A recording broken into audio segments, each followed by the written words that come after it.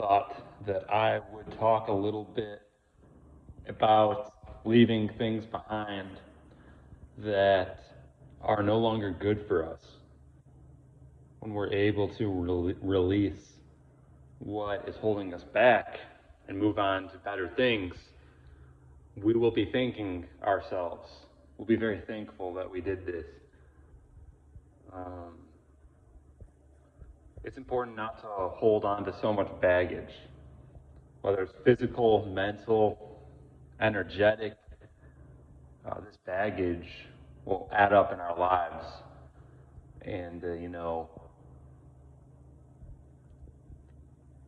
we go through experiences in life and we just simply let go of what's no longer working. You know, something that's been on my mind lately. We go through a lot of different cycles. We go through a lot of different things, and whether you look at astrology or simply life experiences in general. Like astrology will show you the cycles that we go through, but you may have a cycle that's just completely unrelated in your life that you can't really explain with astrology. But you know that it's there regardless. Um, like for example, like when I bring up astrology, it's simply like a tool. In Chinese astrology, you've got 12 signs, and every year you move into a different one. And just today, it's the transition from the snake into the horse, the wooden snake into the fire horse. So it's showing a cycle of energy that we were going through, that we were experiencing, and then moving on to this new one right here. And it's different for sure. If you look at the characteristics or the qualities of a snake compared to a horse, it's just different.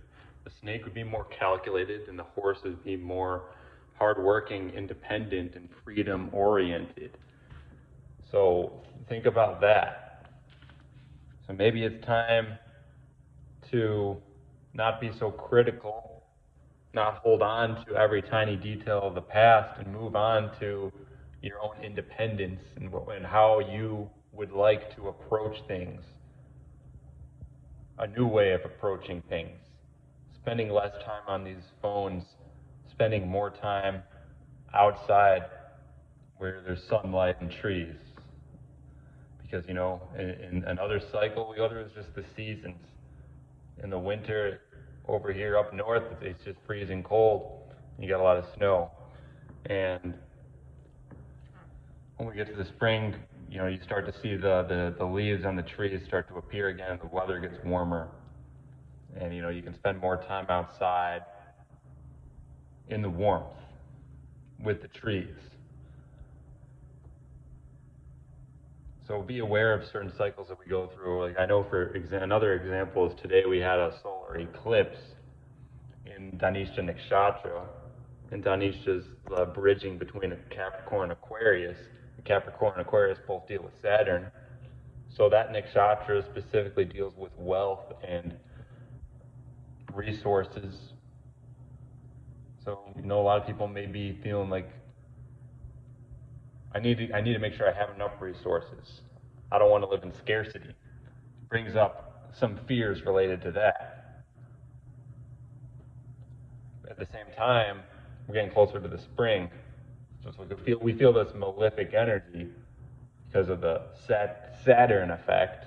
Saturn rules over Capricorn Aquarius, but we know we're getting closer to the spring. Once you get to Pisces, you get to the Vajrapadas. And that's about the result. That's more of a divine spark that leads to a later result of embodying that divinity. That's, you can call it whatever you want. But at the end of the day, we move from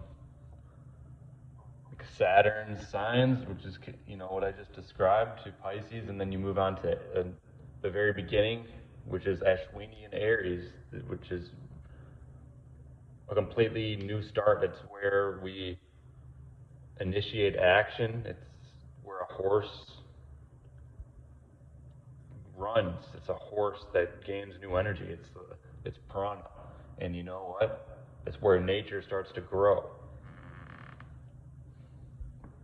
So don't be afraid to let go of old cycles, because we're constantly experiencing new things to level up or simply to move on, and we can improve the quality of our lives when we're able to just release what's not working anymore.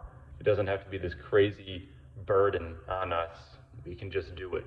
It's simple as that when we decide to do it, to embody it. Sometimes it's not even about doing, it's simply embodying, being. You could stand under a tree, look at that tree for hours on end, and that's significantly more productive than just being on your phone mindlessly scrolling, because you're actually connecting with source when you're doing that, when you're by a tree or whatever the case may be, outside connecting with elements. Even in the winter, you can go out and connect with elements. You got a little pond, a river, a lake, you can go walk around that. There's still going to be trees out there. You can still walk and be breathing in that air.